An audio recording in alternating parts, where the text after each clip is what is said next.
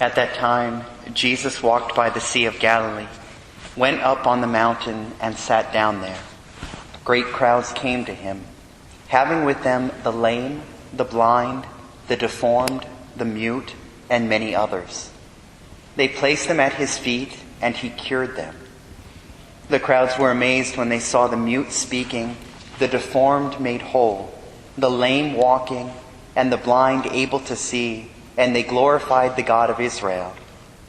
Jesus summoned his disciples and said, "My heart is moved with pity for the crowd, for they have been with me now for 3 days and have nothing to eat.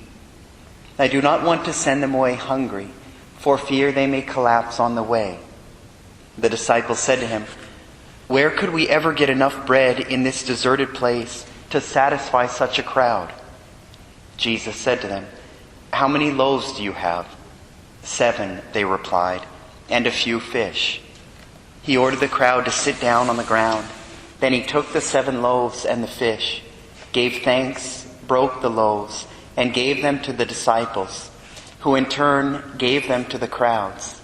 They all ate and were satisfied. They picked up the fragments left over, 7 baskets full. The Gospel of the Lord.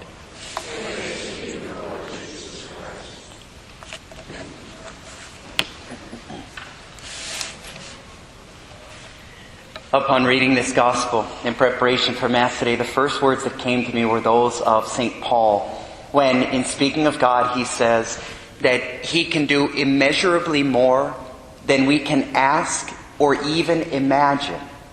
Not that he can do more than we could ever ask him, but immeasurably more. And not just what we could ask him, but even more than we could ever imagine.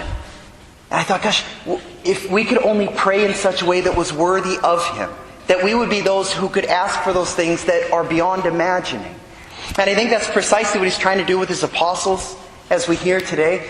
It's like he's lining it all up for them. Okay, the mute are now speaking, the blind can see, the deformed are made whole. How are we going to feed these people? Why didn't the apostles go, "Well, Lord, just do it, work a miracle, you can do all things"? Why did they not yet see that? Gosh, Lord, I don't know what the heck we're going to do. But that's the way we're so slow to believe. I remember I was giving a homily to our school kids about Padre Pio, and there's the instance where he sends his guardian angel to one of his spiritual children to give her a blessing every night. And one of the moms from the school comes to me, a couple weeks later, maybe after a Sunday Mass, says, "Father, my daughter, a few days after you gave that homily, she asked me if I would come to ask you if you would send your guardian angel to her every night to give her a blessing."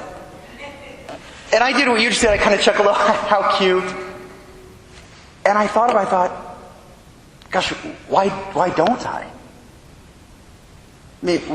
Why couldn't I do that? Why wouldn't I have started doing that for all my spiritual children as soon as I read about Padre Pio doing it? My brothers and sisters, may we ask the apostles in a particular way to intercede for us today, that we might be those who come to ask our Lord those things that go beyond anything we could think to ask or even imagine. Because he can do them and he wants to do them for us.